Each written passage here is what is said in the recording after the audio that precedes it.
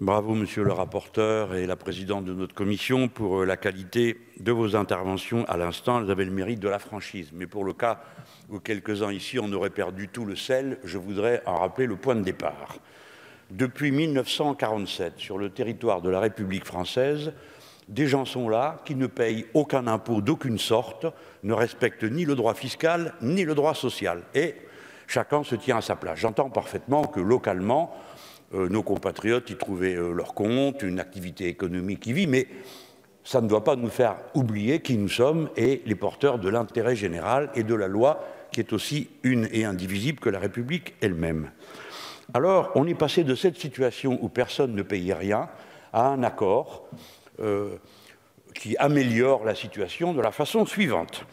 Il semble excessif pour la Suisse de payer la TVA au taux français, et donc sur sa zone, on applique le sien de taux, 8% au lieu de 20%. Et ainsi de suite. Il ne faut donc pas s'étonner que dans le passé, 90% des vols étaient sous contrat suisse et non pas français. Ensuite, les voici exonérés de la taxe d'aviation civile pour les 90% du trafic enregistré, alors que c'est l'État français qui est responsable de toutes les missions régaliennes qui concernent cet aéroport. Et dans l'accord, on va également les exonérer de taxes de solidarité sur les billets d'avion, dite taxe Chirac, qui quand même tombe sous le sens de quiconque a un minimum de sentiments humains, mais pas eux.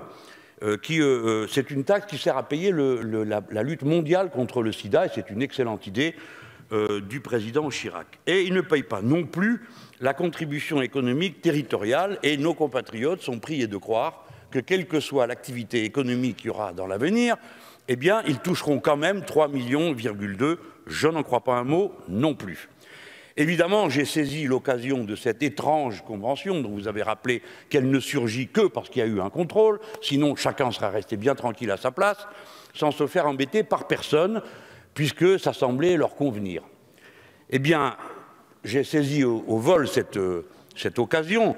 Notre rapporteur avait parfaitement bien résumé devant la commission la situation. Je l'ai saisi au vol pour pouvoir dire, depuis la tribune de l'Assemblée nationale française, qu'il y a un certain nombre de collègues, au minimum ceux de la France insoumise, sans doute beaucoup d'autres sur tous les blancs, y compris ceux qui ne diront rien dans cette circonstance, pour trouver que cette situation est parfaitement anormale et que la relation fiscale avec la Suisse doit changer.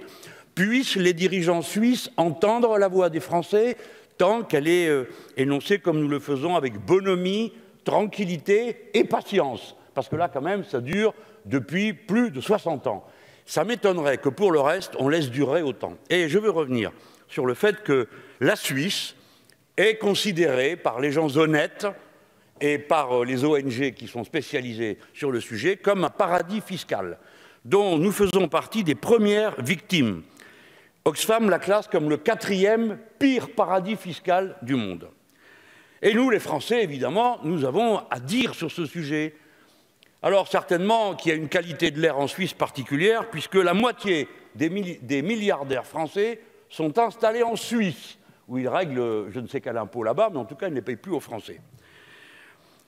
On estime que 25% des fortunes mondiales sont domiciliés en Suisse, pour l'unique raison de ce qui leur permet, la raison, c'est qu'ils peuvent se soustraire à l'imposition dans leur propre pays. C'est inadmissible. Aussi bien, on peut considérer la Suisse comme un centre international de blanchiment. Encore une fois, ce n'est pas moi qui vais parler, mais les rapports internationaux. Il y a 245 entrepôts douaniers et 20 ports francs en Suisse, qui sont des zones de non-droit total. Personne ne sait ce qu'il y a là-dedans et on ne nous dit pas où on en est. La Suisse ne pratique pas l'échange automatique d'informations fiscales et elle s'est engagée à le faire en 2018. Mais comme elle s'est déjà engagée à toutes sortes de choses, je me demande si elle compte réellement le faire. En tout cas, il faut qu'elle entende depuis la tribune de l'Assemblée nationale française qu'il y a des parlementaires qui s'y intéressent de près. Alors, nous avons des questions à poser. Moi, sur l'aéroport Bâle-Mulhouse, je crois que tout a été dit. Et je ne vais rien ajouter qui puisse contrarier mes collègues intéressés à la situation locale. Quoique, encore une fois, je leur demande d'y réfléchir. Mais nous avons le devoir de demander aux Suisses des comptes. Nous avons le devoir de le faire. Et d'ailleurs, on ne s'est pas privé de le faire. J'ai trouvé dans la tribune de Genève l'écho d'une rencontre qui a eu lieu en octobre 2016 où le ministre des Finances de l'époque, pas moi Jean-Luc Mélenchon de la France Insoumise, que vous pourriez soupçonner de manquer d'objectivité, M. Michel Sapin a attiré l'attention de ses collègues directement sur le très grand port franc de Genève, qui est l'équivalent de la caverne d'Ali Baba à une portée de route française. Le ministre français a affirmé en avoir parlé avec le conseiller fédéral Ueli Maurer, présent également aux États-Unis pour l'Assemblée annuelle du Fonds monétaire. Monsieur le ministre, pouvez-vous nous donner des nouvelles de cet échange ? Et si, depuis que vous êtes en fonction, les Suisses se sont rapprochés de vous en vous disant eh « voilà ce que nous avons dit à M. Sapin et voilà ce que nous avons à vous dire à vous pour que cesse ce scandale ». Le gouvernement français, et j'imagine que le nouveau gouvernement de même, veut connaître l'identité des propriétaires des œuvres d'art déposées dans ces ports francs, des entrepôts exemptés de droits de douane et de TVA. N'est-ce pas magnifique? Et pour ceux qui n'auraient pas vraiment compris le poids de l'intérêt moral qu'il y a à ne pas permettre l'évasion fiscale, le ministre français avait fait valoir la menace terroriste en disant, à l'époque il y avait un doute sur la question, tout le monde croyait que les puissants et les importants étaient tous loyaux, comme par exemple M. Lafarge, l'entreprise Lafarge, dont personne à l'époque ne voulait admettre qu'ils étaient en train de payer Daesh pour pouvoir continuer à faire du ciment.